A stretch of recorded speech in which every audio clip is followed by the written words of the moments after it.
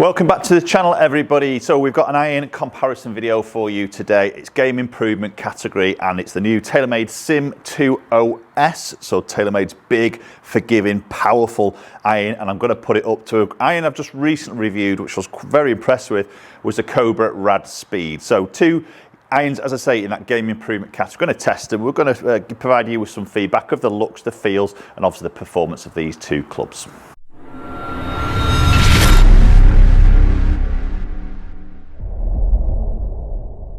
Okay, so you may have seen the video I did last week. We've got a giveaway courtesy of Craftsman Golf, who makes some absolutely quality head covers, putter covers. We're going to do the draw now for that and try and find our lucky winner.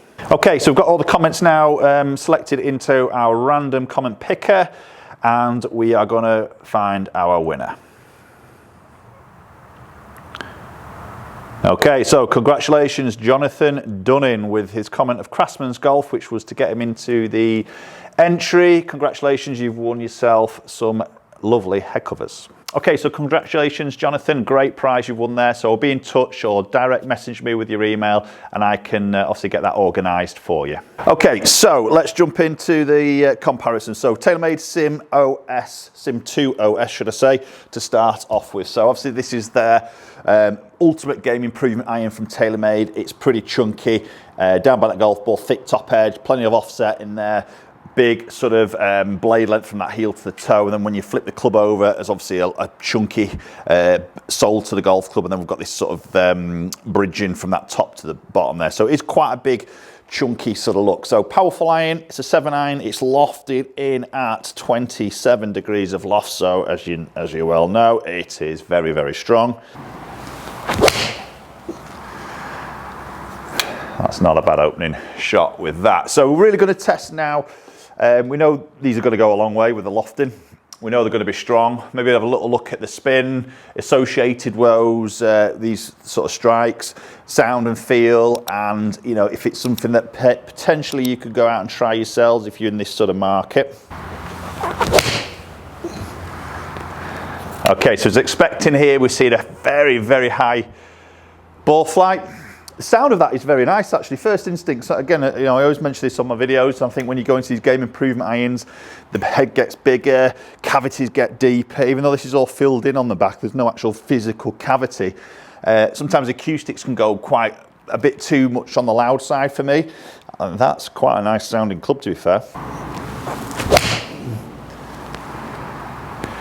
So this iron's really obviously offering as much forgiveness as you can. We know that weight low down, we've got supporting of that heel to the sole to the top edge, so you know, transferring energy back into the golf ball. We've got a speed slot on the sole of the golf club, so any low strikes, that's going to keep the face flexing, keeping again ball speed up. Yeah, that's a really nice feeling golf club, nice sounding golf club. Looks to be a strong ball flight on that, so just short of, just on that 130 mark. That's not a bad spin there, is it? For a, you know, spin will obviously just change around a little bit through strike, but that lush straight away there, that front to back dispersion, those 4 shots, pretty tight. Okay, there's a little bit of a pulley shot from me. Sometimes they'll go a little bit longer. Yeah, a little bit, not too bad there though, to be honest. Okay, so there's 5 shots hit with the SIM2 OS, Max OS. Let's move into that Cobra RAD Speed. Right, so moving into the Cobra. So as I say, recently done a review and I was quite impressed with it. Quite a lot of technology in it. We've got this 3D printing in this plastic sort of section in the back, which is basically saving weight and then repositioning that weight into that sort of heel and that toe. So increasing MOI, again, it's the forgiveness, it's the ball speed aspect that we tend to hear a lot about in these types of irons. We've just got slightly different look in that playing position with that top edge. Obviously we've got that metal now replaced with that carbon insert on that top edge, that black strip we can see there. That saves, I think it's 2 grams, so again that's getting repositioned. Just gives it a slightly different look in relation to the TaylorMade. I think this is a really nice looking iron. I think looks wise it's not as chunky, so you're a golfer and you don't really like that chunky sort of look down by the golf ball. Again, it's all very personal with the looks, isn't it? I think this is a nicer shaping head. Again, a bit of offset. It's a thickish top edge, but it doesn't look as thick with that black strip actually. It just sort of quietens it down a little bit. Very nice sort of round into that toe section. Does look very nice actually. And that was a nice shot. Again, opening. Sound-wise, again, I think that was just maybe a fraction louder, just first shot there against that TaylorMade.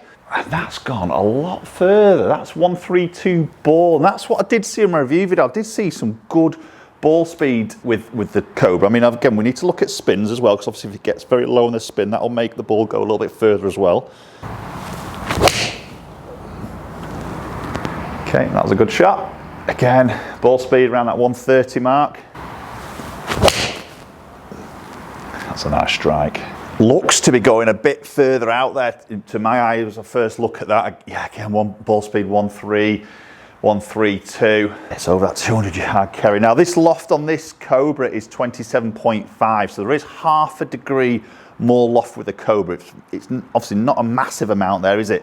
But there is half a degree more. So potentially you think, well, that's going to have slightly less ball speed, all things being equal against the TaylorMade. Maybe a tiny bit more spin. So shaft-wise for these, I'm using the same shaft, same weight, same length. Again, not bad strike, just a tiny bit up that right side.